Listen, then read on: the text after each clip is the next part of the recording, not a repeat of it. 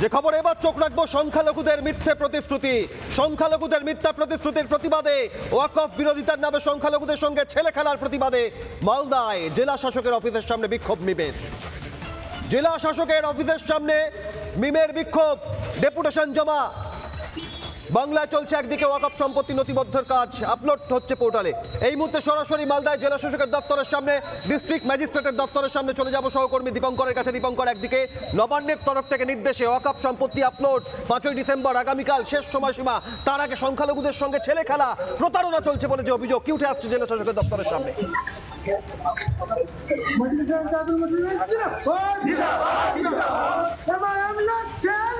দেখো, এই মুহূর্তে আমি মালদা জেলা শাসকের অফিসের সামনে রয়েছি। ইতিমধ্যে মালদা জেলা মিমের পক্ষ থেকে আজকে তারা এখানে বিক্ষোভ কর্মসূচি করছে, কারণ মালদা জেলায় রাজ্যের যে ওয়াকফ বিল, যে সরকারের যে নির্দেশিকা, এবং সেখানে 5 ডিসেম্বরের মধ্যে সমস্ত ওয়াকফ কমিটিগুলো রয়েছে তাদের আপলোড করতে হবে তাদের সমস্ত নথি। কিন্তু এখানে এই মিমের পক্ষ থেকে বলা হচ্ছে যাতে সময়সীমা করানো হয়। পাশাপাশি প্রতিনিয়ত আমরা দেখছি মালদা জেলার বিভিন্ন ব্লক থেকে তৃণমূল কংগ্রেস ছেড়ে অনেকেই কিন্তু অনেক কর্মী সমর্থকরা তৃণমূল কংগ্রেস ছেড়ে মিমে কিন্তু যোগদান করছেন। রীতিমতো শক্তিশালী হচ্ছে মিম। সংখ্যালঘুদের যে যারা কর্মীরা রয়েছে সংখ্যালঘুদের ভোটব্যাংক থেকে কিন্তু অনেকেই আজকে মিমে চলে আসছে। তাহলে মুখ ফিরিয়ে নিচ্ছে তৃণমূল কংগ্রেসের থেকে, এই একাধিক প্রশ্ন আমরা আমাদের সাথে রয়েছেন মিমের যিনি আজকে আপনাদের ডেপুটেশন কেন, কি বলবেন? দেখুন, ওয়াকফ বিল যখন বিল ছিল, যখন অ্যাক্ট হয়নি, তখন থেকেই আমাদের কিন্তু আন্দোলন চলছে। এই রাজ্যে মমতা ব্যানার্জি, যিনি মুখ্যমন্ত্রী, দায়িত্ব সহকারে এই সমস্ত আন্দোলনকে রুখে দিয়েছিলেন এবং তিনি বলেছিলেন আমি বেঁচে থাকতে রাজ্যে ইমপ্লিমেন্টেশন হতে দেব না এই বিল। এত বড় দায়িত্ব নেওয়ার পরে আজকে শুধু স্বল্প পরিসর সময়ের মধ্যে আবারও ঘোষণা দিয়ে দিলেন যে 5 তারিখের মধ্যে উম্মিদ পোর্টালে সমস্ত নথিপত্র নথিভুক্ত করতে হবে, যেটা একেবারেই সম্ভব নয়। গোটা রাজ্য জুড়ে আমাদের ওয়াকফ সম্পত্তি প্রায় 80,000 একর রয়েছে, যার যেটা কোনো নথিপত্র, অনেকগুলো ক্ষেত্রে নথিপত্র ঠিক নেই। 5-6 মাস সময় পেলে হয়তো এটা কিছু ক্ষেত্রে সম্ভব। 6 মাস আগে আমাদের আন্দোলন রুখে দেওয়া হয়েছিল, মমতা ব্যানার্জি দায়িত্ব আজকে ছাড়লেন। তারই বিরুদ্ধে আজকে আমরা ডেপুটেশন দিতে এসেছি ডিএম সাহেবকে মালদা জেলার পক্ষ থেকে। তৃণমূল আপনাদের নির্বাচনে অনেক কার্যালয় দেখছে তৃণমূল কংগ্রেস থেকে অনেকেই আজকে মিমে যোগদান করছে, কেন? দেখুন, 2011 সাল থেকে শুরু করে 2025 সাল পর্যন্ত মুসলিম সম্প্রদায় সব থেকে বেশি বঞ্চিত হয়ে আসছে, এবং যার সব থেকে বড় হচ্ছে এই ওয়াকফ বিল। দিকে দিকে এসআইআর এর জন্য তিনি দায়িত্ব নিয়েছিলেন, এনআরসির জন্য দায়িত্ব নিয়েছিলেন, কোনোটাই তিনি দায়িত্ব পালন করতে পারেননি।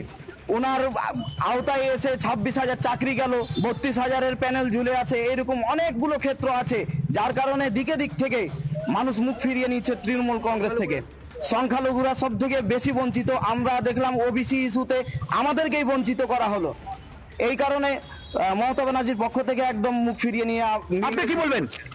বলছিলাম আমি যে আমাদের যেন ওয়াকফ বিল টাইমটা একটু আগে করা হোক, প্লাস আমাদের যে সিস্টেমে ধোঁকাবাজিতে রেখেছেন মমতা ব্যানার্জি, ওটা আমরা বুঝে গেছি এখন।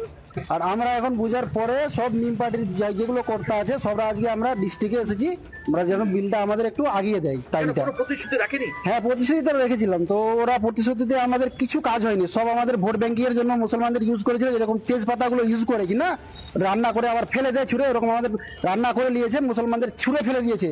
সেই ইসের জন্য আজকে আমরা এখানে হ্যাঁ, সামনে আবার ভোট আমরা এখন লড়বো, আর নিজের পার্টির জন্য, নিজের অধিকারের জন্য আমরা লড়বো, যেটা আমাদের party AIMIM Asaduddin, barrister Asaduddin Owaisi সাহেব এর প্রধান হলেন।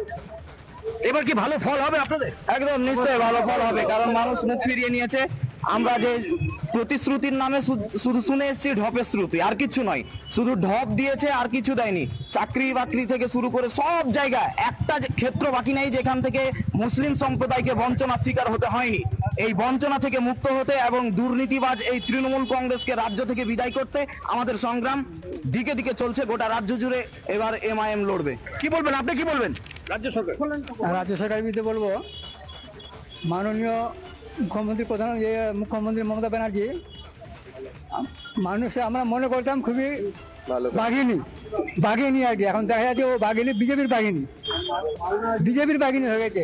আমাদের সংখ্যালঘুদের কোনো বাঘিনী নয়, আমাদের শুধু ফুটবল হিসেবে ব্যবহার করছে, ভোট বাক্স হিসেবে ব্যবহার করছে, কিন্তু কাজ দিচ্ছে না। এবং মানসিক কি অত্যাচার করছে মুসলমানদের উপর, বিশেষ করে মানসিক অত্যাচার করছে। এই জন্য আমরা সংখ্যালঘু সম্প্রদায়ের বেশিরভাগ মানুষ মুখ ফিরিয়ে নিয়েছে তৃণমূল পার্টি থেকে। আপনি কি বলবেন? এই যে RSS এর দুটি ফল, একটা বিক্ষোভ প্রদর্শন, ওয়াকফ বিরোধিতার নামে সংখ্যালঘুদের সঙ্গে ছেলে খেলা, প্রতিবাদে জেলা শাসকের অফিসের সামনে বিক্ষোভ মিমের। জেলা শাসকের কাছে ডেপুটেশন, মমতা ব্যানার্জির বিরুদ্ধে ক্ষোভ প্রদর্শন। মালদা জেলা ওয়াকফ ডেপুটেশন কর্মসূচি ছবি দেখছেন আপনারা। সংখ্যালঘুদের মিথ্যে প্রতিশ্রুতি মমতা ব্যানার্জির, এই অভিযোগকে সামনে রেখে ওয়াকফ বিরোধিতার নামে সংখ্যালঘুদের সঙ্গে ছেলে খেলার অভিযোগে জেলা শাসকের অফিসের সামনে বিক্ষোভ মিমের।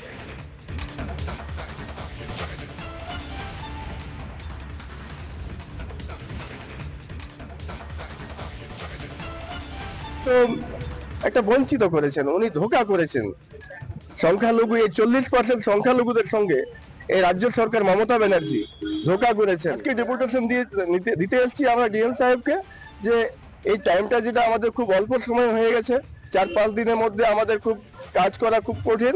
তাই আমি ডিএম সাহেবকে অনুরোধ করব যে আপনি এই টাইমটা উপরে আমাদের যেন টাইমটা 5 থেকে 6 মাস টাইম বাড়ানো। আর কীর্তিকলাপ করেছে রাজ্য সরকার, মমতা ব্যানার্জি যার কীর্তিকলাপ করেছে, তাই সংখ্যালঘুরা মুখ ফিরাতে বাধ্য হয়েছে। নানা ধরনের কন্টেন্ট দেখার জন্য লাইক করুন, শেয়ার করুন আমাদের ফেসবুক পেজ, সাবস্ক্রাইব করুন আমাদের ইউটিউব চ্যানেল। পাশাপাশি অন্যান্য ব্রেকিং নিউজের জন্য অবশ্যই চোখ রাখুন রিপাবলিক বাংলায়।